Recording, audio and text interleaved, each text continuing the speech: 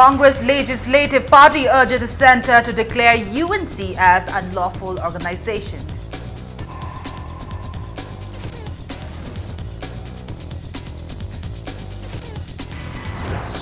Punjatang Tonsing joins NPP, says he quit the Congress to bring a change in Manipur.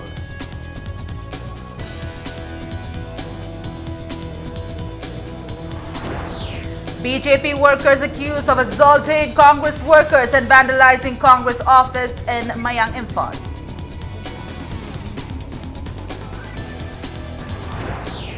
BJP workers also alleged that Congress workers attacked BJP workers in Mayang, Imphal. And political parties step up their campaigns seeking people's vote in many constituencies.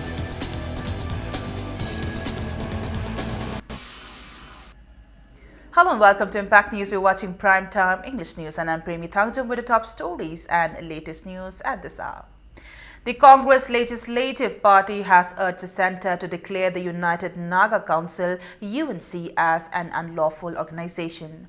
A meeting of Congress Legislative Party chaired by Chief Minister today resolved to declare United Naga Council as unlawful organisation.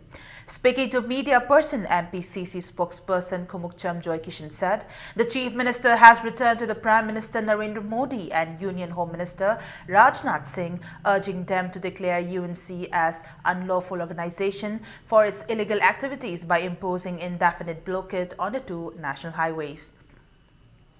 He said the action of firing bullets at the trucks plying on the highways by blockade supporters shows that UNC is an armed organisation. He urged all the political parties, especially BJP, to support the resolution of the Congress instead of blaming each other for the economic blockade.